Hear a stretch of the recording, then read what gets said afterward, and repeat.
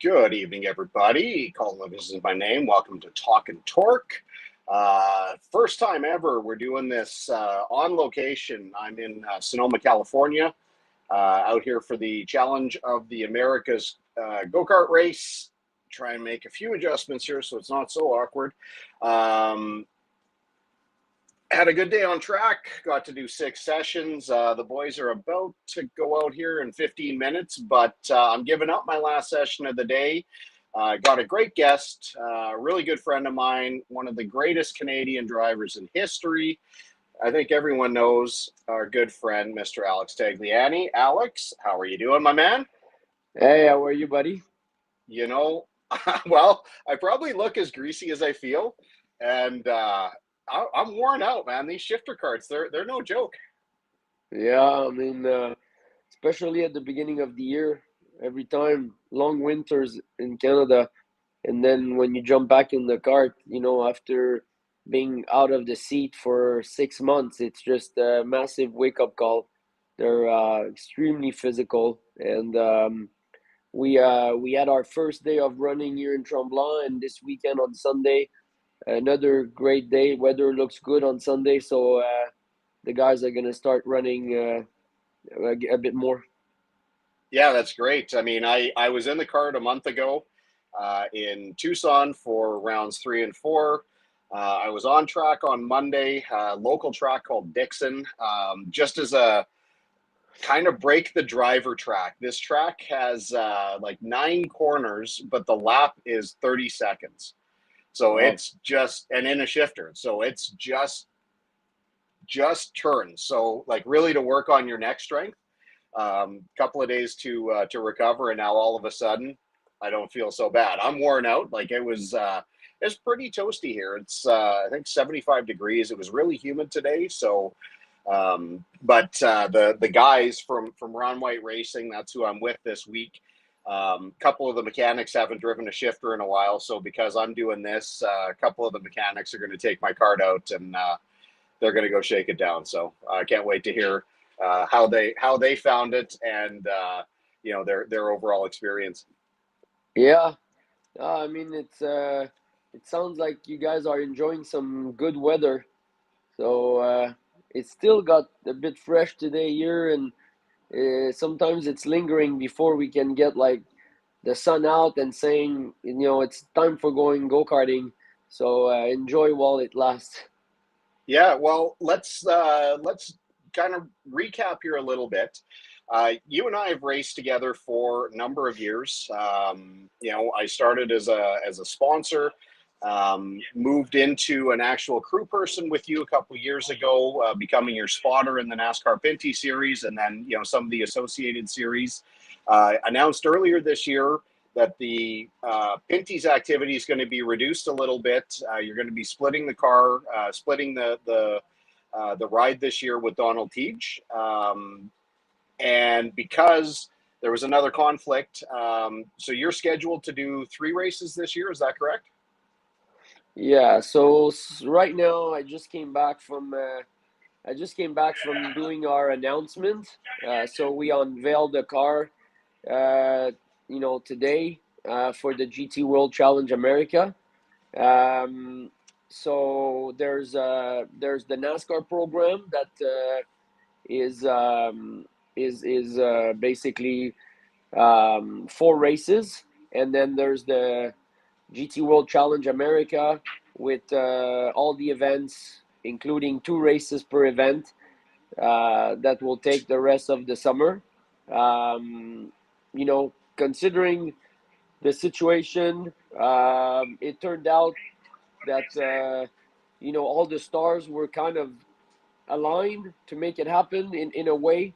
The NASCAR Canada program was originally supposed to be like a 2-year program, and I was supposed to be there 2024. Um, Certain consequences made it that I had to look at a different situation or solution, I should say. And Donald with his number 80 that he runs regularly on the oval wanted to enter his 80 for the full championship. So he was looking for a road course driver. And so I raised my hand, and that's how I was able to salvage what was supposed to be a 2-year deal. And, from a lack of race programs available, lack of teams, lack of rides, it's that's how we made it work.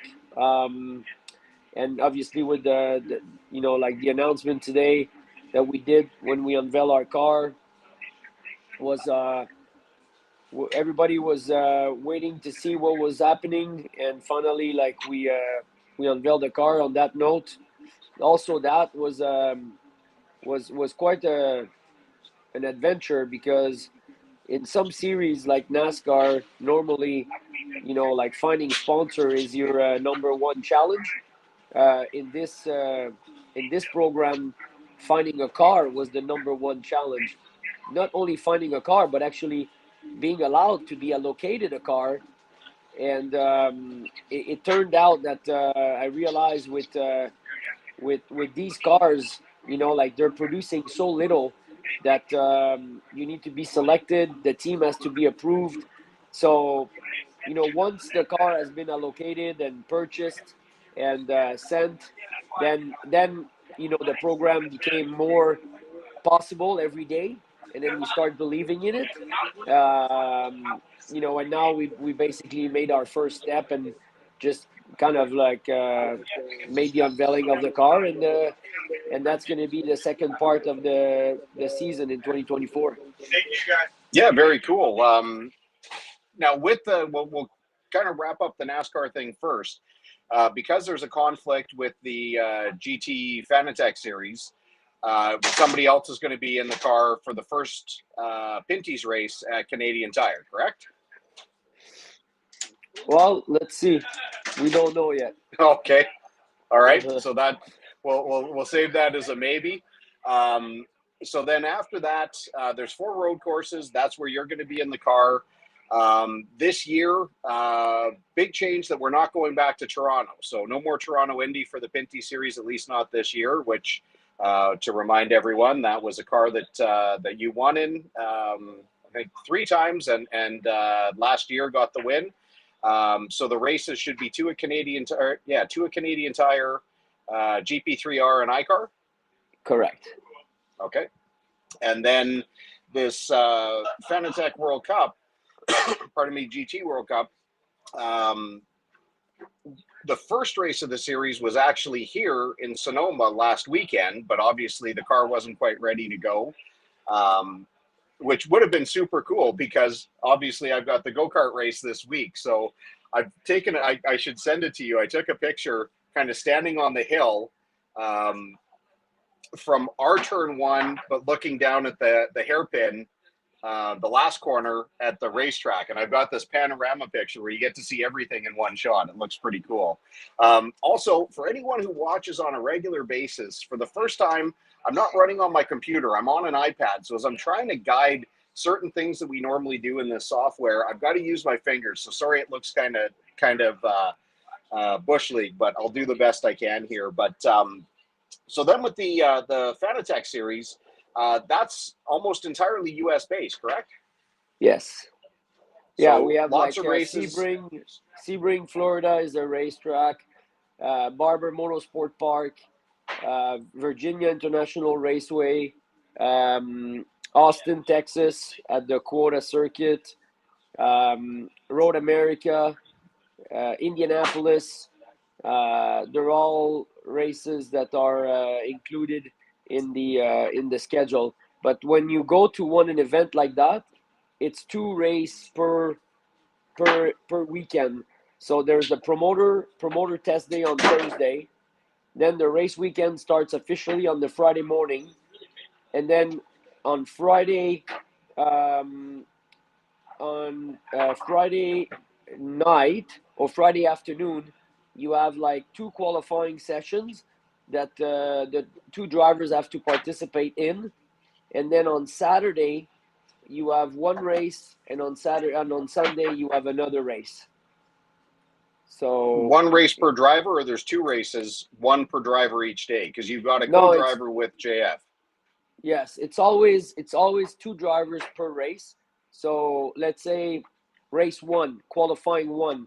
If I qualify in qualifying one, then in race one I start the race, and Okay. then by the rule you have a minimum of 15 minutes that you need to drive before you're allowed to come into the pits.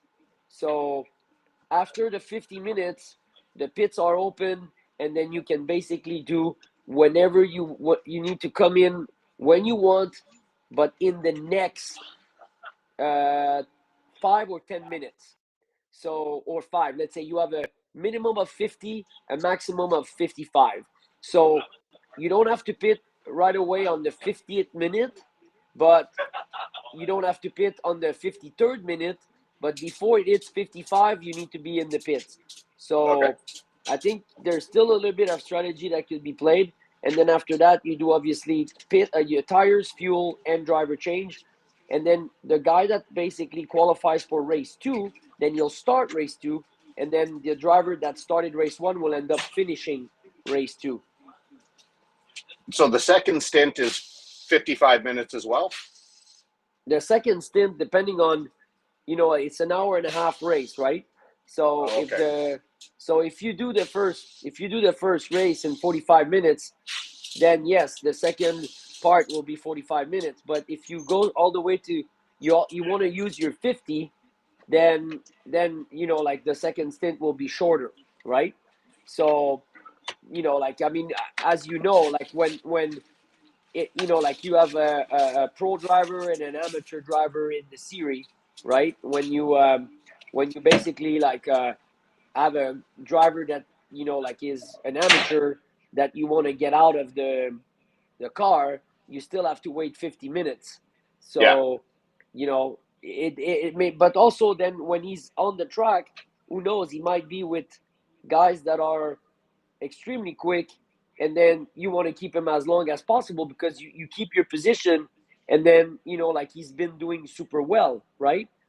Then the other question is a little bit like on the switch in Formula One. Like you could have an undercut, right?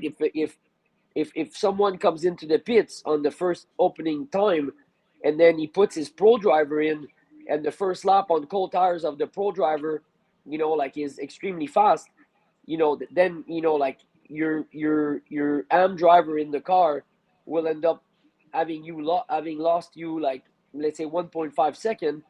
Then you just lost 1.5 second on the track. So when you come into the pits at an equal pit stop on tires, on fuel, and on driver change, when you get back on the track, you're 1.5 second less than you were before. So you have to be really cautious of that, and vice versa too. Let's say like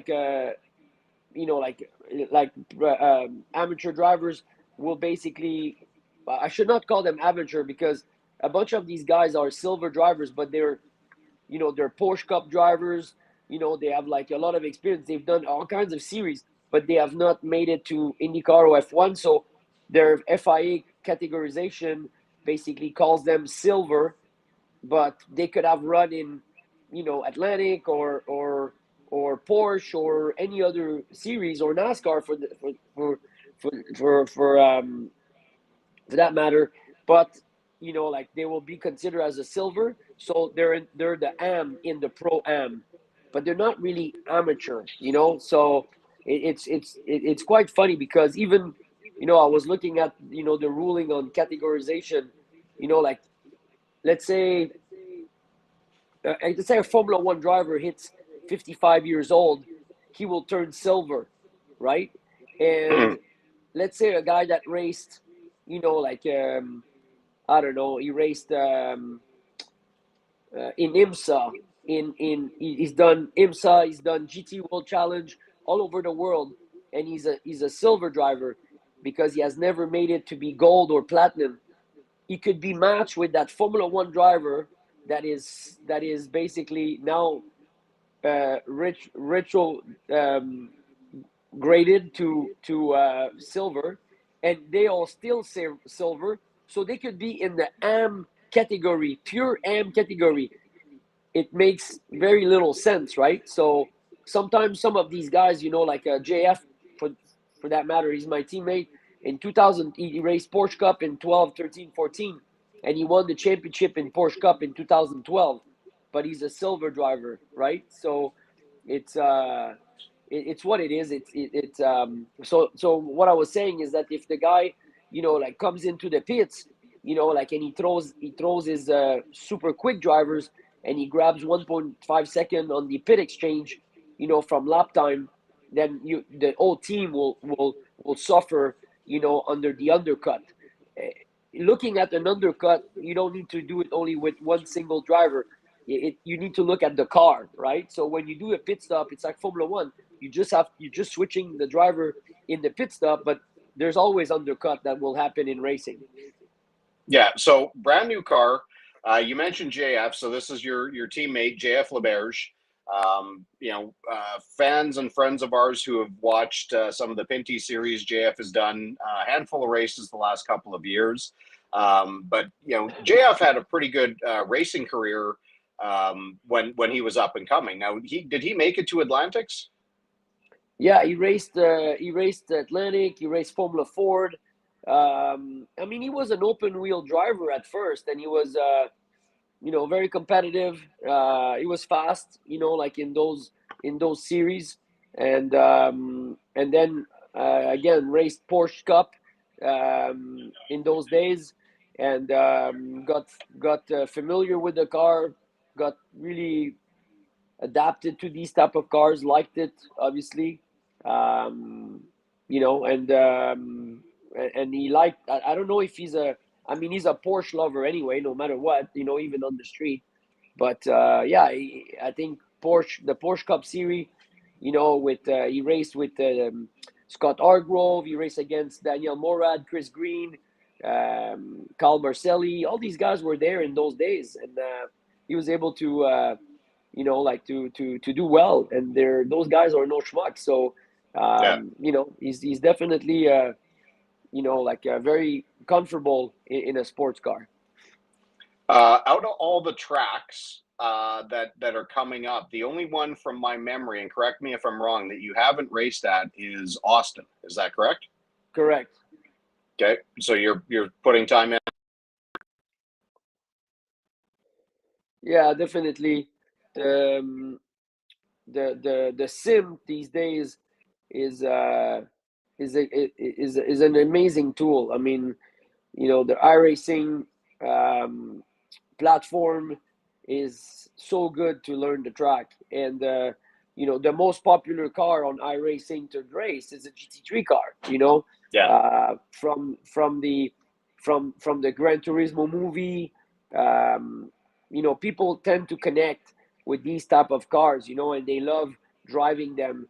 NASCAR is involved in the iRacing as well, but the most popular car that you can pick on an iRacing platform, right now is a GT3 car, and there's a lot of GT3 race. So I think the series is gaining a lot of popularity around the world, and the sim world is definitely used by a lot of these drivers to learn the track, and they're doing such a good job with the engineers and the team and the manufacturers also. I mean, every year when they come with some new BOPs, balance of performance and things like that, tire model, they're they're so good at working, with the manufacturers to give a, as good as a feel, on the sim than what you would have in real life. As long as you have like a kind of a good cockpit setup, but it's very interesting, now, especially with like all the hardware, the pedals, the direct drive, the wheel, everything that you can build in your sim. It might not make you faster, because I've seen so many guys, good guys, racing, whatever, and they're good. But driving, no matter if you're good on a sim, it's all about feel. And the most accurate you reproduce your feel, you don't care about winning iRacing. What you care is like when you jump into the race car, that when you learn a track, that you can go back out of the pits, and as soon as you take the pit limiter out, the feel, the speed bump, the way the car behaves, it will be as close as it gets. Like you won't have the feel, the risk, the speed, in the same way. But to approach and to adapt to a new circuit, I think it's a wonderful tool. Yeah, you were obviously in Edmonton over Christmas. Just thinking of the sim, we had mine fired up. We got to play quite a bit with the GT3 car at Road America. It's going to be interesting to get your feedback from what that car felt like to what the real car feels like when we get there later on this year. Yeah, it will be very interesting. I mean, Road America is a track that I know very well, and sometimes there's an advantage, sometimes there's also a disadvantage. I will always remember, the story when I drove for the first time for Team Penske in the 12 car at Xfinity, and they throw me into the car with no testing, like at Montreal, and my souvenir or all my feeling of that track was with an Indy car, and I jump out, like of the pit lane, and I come on my first opening lap on practice one on Friday morning around the back straightaway, and I decide to jump on the brakes like an animal at the 4 marker, thinking that I was giving me at least the double of the distance than an Indy car, but it was actually quite not good enough because the car accelerated very well, and on top of that, because it has a lack of downforce, it doesn't have like any drag. So once it was accelerated out of the airpin, like the almost 800 horsepower engine just was pulling me in the straightaway like there's no tomorrow. So, but when it was time to brake, you had in 3,500 pounds of car moving forward and no small tires and no downforce. So the car start wheel hopping, real locking, just like kind of not being able to slow down. I almost hit the sweet pit wall in the pit lane.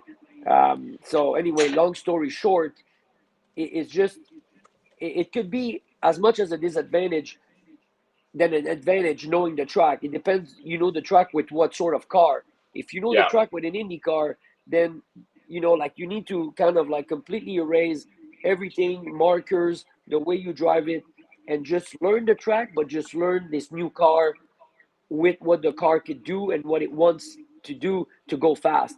Because if you just think that you're gonna get yourself on the track and do whatever you were doing with an Indy car, it's not gonna happen. Hey, bud, just so you know, we don't use pit road here for practice. Just bring it around to the garage.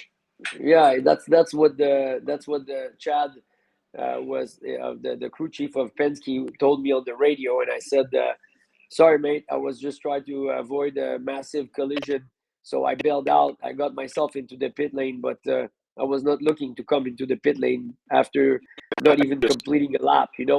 I was actually going to launch my first lap." better than hitting the street. Oh, so much has changed. I mean, we had you on not that long ago. The newest thing back then was you had taken over the go-kart track at Mount Tremblant. This is going to be, I think, your first full season, is it? Or is this season two? Correct. Yeah, Yeah. correct. For So first full season. lots of changes. I mean, I know about some of the things out there. Um, can you bring us up to speed with everything that's changed and what people can expect out there this year? Yeah, so I mean, but the main thing was actually opening last Sunday. I mean, I couldn't believe that we were able to open last Sunday for some rental rides, and our first race go karts were actually out there running around. Few guys. So that we were last I think last year, if I remember, we start only renting go karts in June. So we started extremely late. Um, we're gonna be uh, doing some renovations, construction. We're gonna bring some new things to the track again this year. I think it's always going to be a work in progress until that complex is at our liking. We're trying to do it reasonably, knowing how much it's cost and the expense and all that. But um, the other interesting thing and new things this year is the number of races that we're going to have. So we are going to host. The first race will be the Cup Kart. So for the Briggs category, they're coming to race at our place in June. We also going to have two races of the Coupe de Montréal again, and we're gonna have one race of the Rock Ron Fellow Motomaster Championship. But that weekend, we are going to also introduce the shifter class because last year we didn't have any shifter. So our plan is to incorporate the Ron Fellow race where we will have shifter racing that weekend and make it our third shifter race of the season at Tremblant and calling it a triple crown for the shifter Okay. category. We're going to soon announce a partnership with a sponsor and potentially some specific pricing for the shifter classes, senior and master. So it will be really interesting. Hopefully, it will be very popular. So we're looking forward to have that and continue to improve the track with the services that we'll try to provide to the clients, and make it better every year. Is that going to be an open shifter where it can be any engine configuration, or is that a specific engine for the shifter class? Yeah, it's open shifter. So open shifter for us here, we call it we accept the 125 KZ motor. We accept the 135 M1, and we accept um, the Rock motor as well, 125. So Okay. the new regulation in Quebec now is that if you start the season with a 135 M1 TM engine, you need to finish the year with that. If you start with a KZ, TM R1 or R2, you need to finish the season with it. So they don't want for people to basically select motors for specific short track, more torque,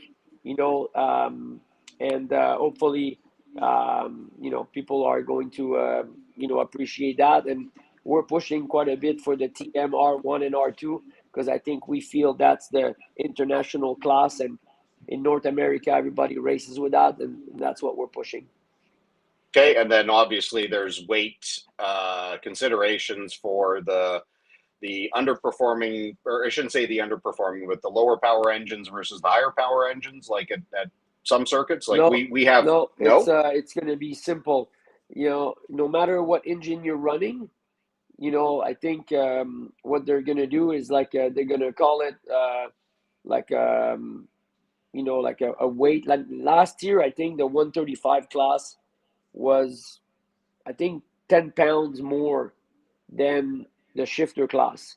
But like if you're a senior in KZ shifter, the weight is 385. So Wow. if you're a master, I think it's 400 or maybe, yeah, 395. So it's yeah, if you're more than that, then it's what it is. Well, you and I are pretty good friends, so if I'm going to do any of these shifter races, we're going to have to work on a different weight category, or I'm going to have to Yeah, like but we have amputate like a leg or something. we have a lot of guys. We have a lot of guys that are like that. Some guys are quite heavy, some guys are quite tall, and their weight goes up, right? So they invest in a lot of lightweight parts on their cart to bring it down, like to try to save 5, 6, 7 pounds. But I think there's a catch 22. Like I'm very small. We have some 14, 15. 16-year-old kids now that are doing shifter with us, and man, those kids are like this. So if you take a 125-pound kid that is 16 years old, and he's extremely quick in shifter, and you raise the 385 category senior to raise the master category, so you go to 395 and you go to 405. I mean, the problem is that kid's gonna have to put 75 pounds of lead on the go-kart. I mean, my personal opinion is, I think that unless somebody makes a rule and they say, if you're 16, you're not allowed to race shifter. If you're this weight, you're not allowed to race shifter. But because these rules don't exist, you can race shifter. So you're 16, 17, you're that light, you race shifter, you could be actually a world champion. But if you race in our category that is already 10 pounds heavier than in Europe, the problem is, if you have an accident and the go-kart with 75 pounds of lead, falls on you, I mean, it's not safe. That's Yeah. why I feel that there's a certain balance that we need to keep with the weight thing. Well, and even when you were in Edmonton, our young friend Devin Gellings, little redhead, you spent a lot of time talking to her about, not worrying so much about running for points, but really try and take the lead off her cart so that she can learn how the cart actually wants to respond instead of trying to drive the sluggish cart with so much weight on it.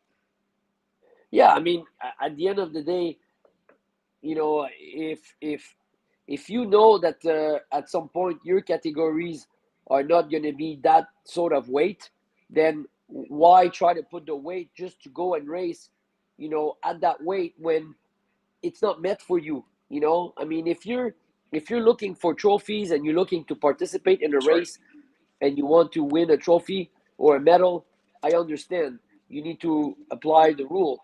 But if you're there to, if some drivers already have their one series that they're competing and they want to learn or they want to, master their craft, I mean, the weight that they need to run is the weight that they should be running.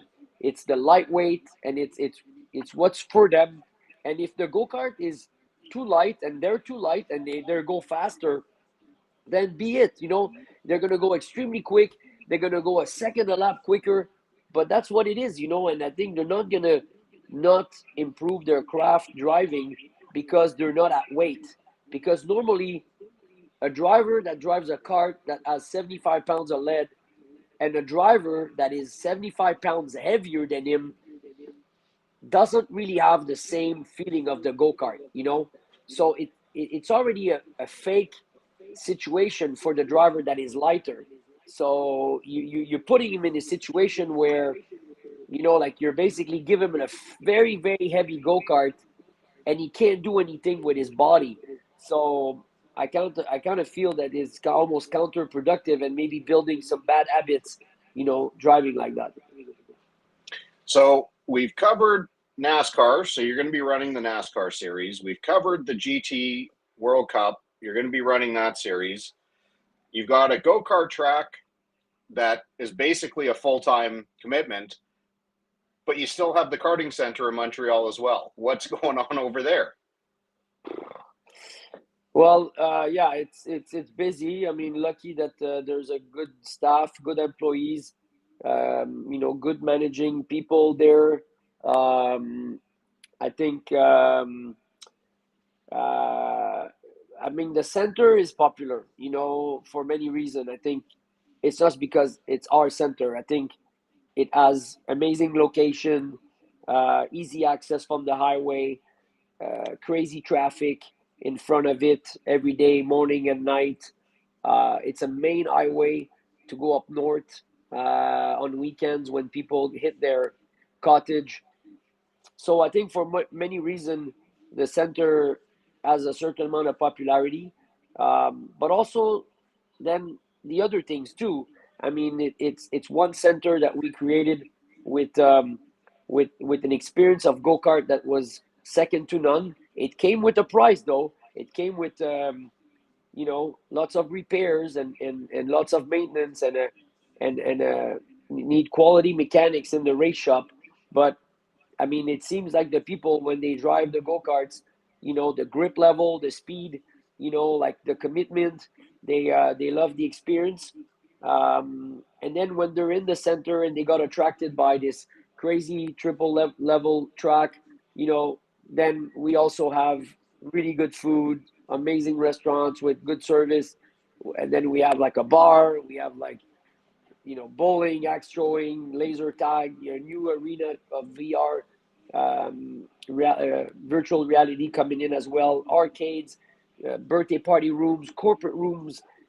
So I mean, we basically cover so many possibility of amusement that yeah, for all these reasons, I think the center is popular. But now, like this year, we're like all extremely excited about also the track in Tremblant. We want to see how we can perform over a complete season. Hopefully, all our things are going to be settled here in next few months. We are transferring all our CRG operation there. I think our race team and our CRG operation as an headquarter onto an outdoor racetrack is completely normal. So, but it also comes with consequences and lots of challenges because then you need to send people there working all the time. We leased an electric car to give an electric car to the guys to basically go back and forth there. And this year, in regards of the race program with the race team, we have some new drivers that are going to be extremely competitive, and we also have guys that we had with us for quite a bit, but also now they're all switching into the same series. So for the first time in the history of our team, we will have like 5 drivers that are going to compete in the most competitive and popular series in Montreal here. It will be the Rotax Max Challenge. There's going to be around 35 drivers in the series, competing. So the level this year will be like out to lunch. I mean, all the young guys that were in junior made the step.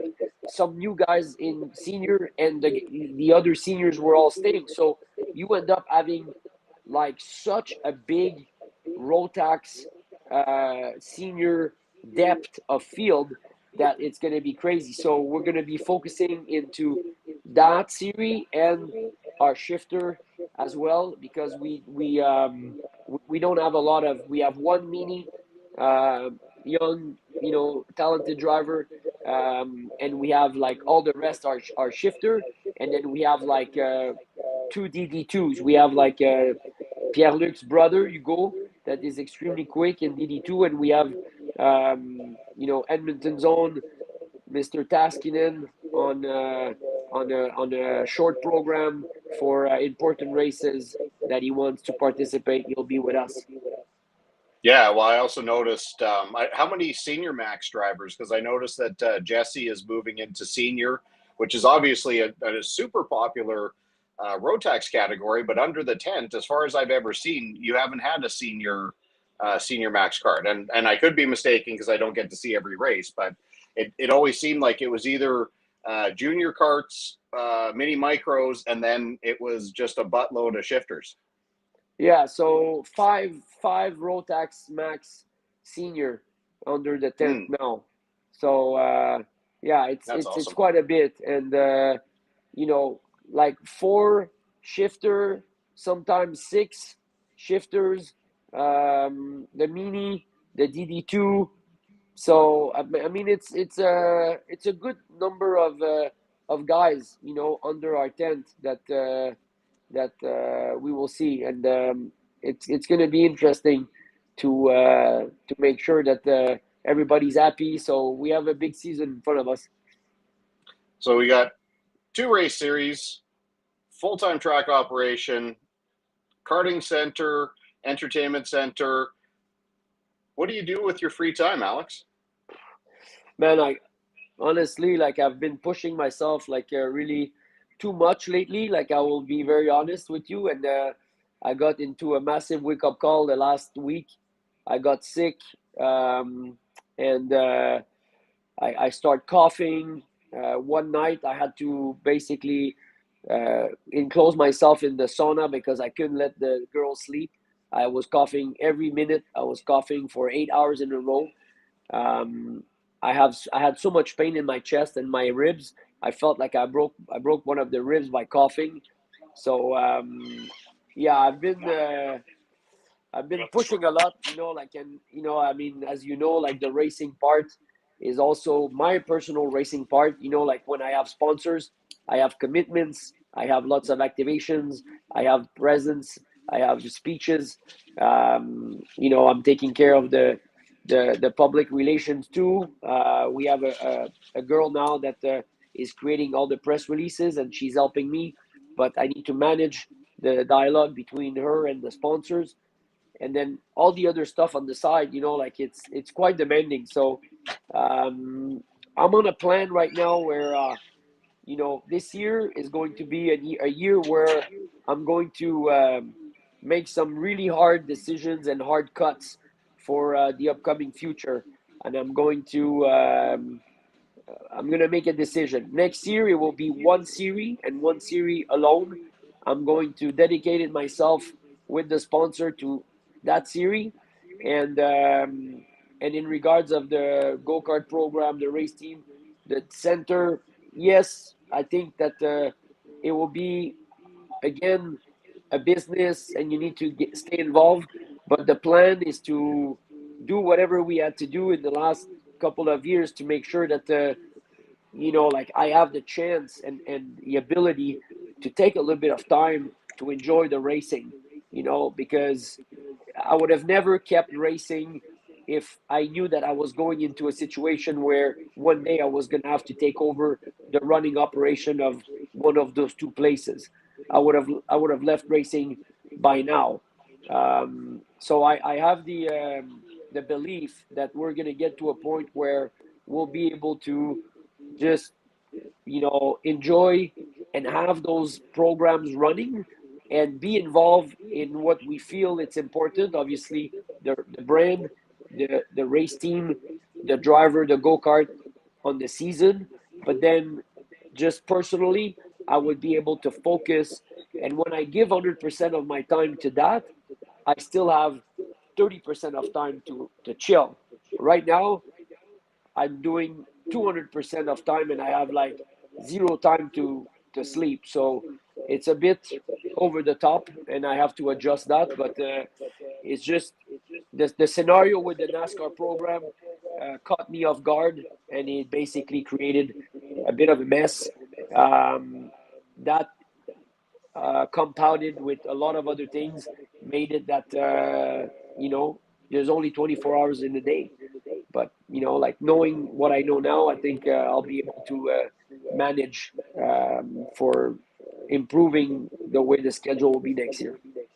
Well, hopefully, when you make that tough cut at the end of this year, you and I can keep going racing together. I don't, hopefully, I don't end up in the scrap bin. But if I've got to be sacrificed, I'll take the Oh hit no, for you. No problem. trust me, it's not the plan. You know what the plan is. So the plan is to, like I said, it's to race. But like this year, it was extremely messy because just trying to join one program, making it in two branches, you know, and it's two different programs. It was like, you know, worse than what I was expecting. I lost tremendous amount of sleep over that. So yeah, not ideal. But we got what we got. You got anything else to share? You've given us a lot of time here. We're 45 minutes in. I know you're not feeling well, and it's getting to be, what time is it there? About quarter after 8, quarter after 9. I can't remember. So you're probably ready to put in your next shift of doing something in front of the computer for the next 5 hours. Actually, no, I just came back from, like I said, the press launch. Um, and yeah, I was going to start looking at what is going to be our next social media post to just keep all the fans abreast. But probably I'll delay that to tomorrow and I'm gonna grab something to eat because I'm freaking hungry.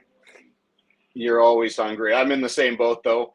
I don't know if you watched. I'm done for the day, which generally means I get to enjoy an adult beverage once we're done. But I'm still trying to rehydrate with some water here, try and take care of myself a little bit. Before I let you go, just personally, how are the girls? Yeah, girls are good.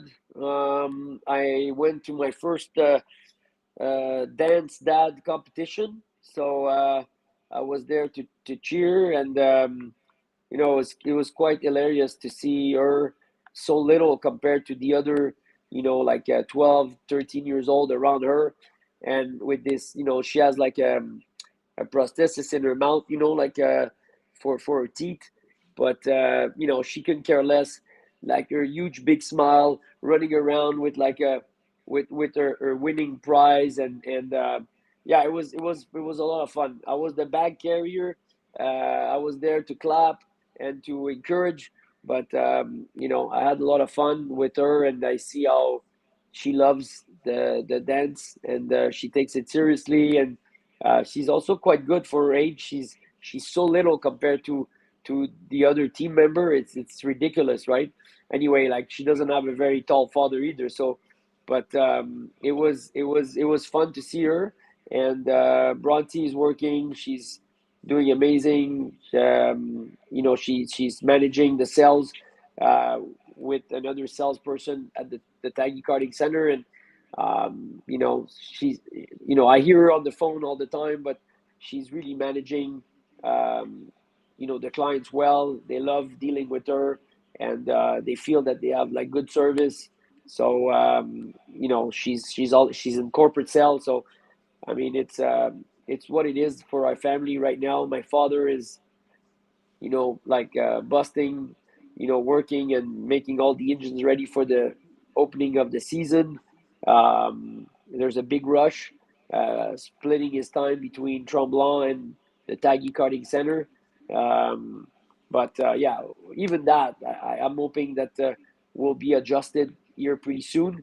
And when will be adjusted, I think things are gonna work a bit differently. So it's been a rush for a lot of everybody lately, but I think we're learning from. It's always like that when you expand or when you improve or when you have new things happening. They hit you, but then after that you start adjusting and we'll get better. Well, that reminds me, I still have to get you two engines here before the start of the season. So, if they're not ready in time, I can accept that that's my fault for being so late. But Alex, thank you very much. Always a pleasure. Love you, my man. Say hi to the girls. If you got anything to add, I'll give you open mic here until we go. Um, did I forget anything? You got anything that you want to throw out there? No, I'm just thankful that you give me your time, and be safe on the track and shifter. Don't take it for granted. These things are little mini rocket ships, so just stay focused and enjoy your weekend. Focus on that first, and then you'll be looking at your other prep engine later on. I'll shoot you some video here in a little bit so you can do the driver coach from afar. Yeah, yeah. Send me that. Sounds good, man. Really appreciate it. We'll talk soon. Have a good night. Okay, buddy. Thank you, man. See ya. Oh, my man, Mr. Alex. Just so awesome. Really appreciate him giving, always so generous with his time. One of the easier guys for anyone to interview because you can ask a 30, 60-second question and he's so thoughtful and so well prepared. You're one thing you'll never get with Alex is a yes or a no answer, so that's awesome. But now I need to go debrief with my mechanics, find out if somebody twisted my cart in the last session, and try and get ready here for the rest of the race weekend. As always, thank you very much for watching. We had a great crowd tonight. Still not getting any chat messages, so I'm not sure if we've got to fix that or if people are just happy to watch, I can always be reached. Call on cantork.com if you got a story idea, or you always wanted to know something behind the scenes of the my business Cantork, or from the world of racing. But otherwise, I think we've got Ryan Edwards rescheduled for next week. I have to try and touch base with him. It's a show you are not going to want to miss. Ryan is a mentalist. He puts on an incredible show, and I know that he will blow your mind. He does some just absolutely amazing perceptive stuff. So looking forward to have him on next week. But as always, thank you very much. Really appreciate everyone here at Crier, and we'll see you next Thursday. If I can figure out how to turn this thing off from my iPad.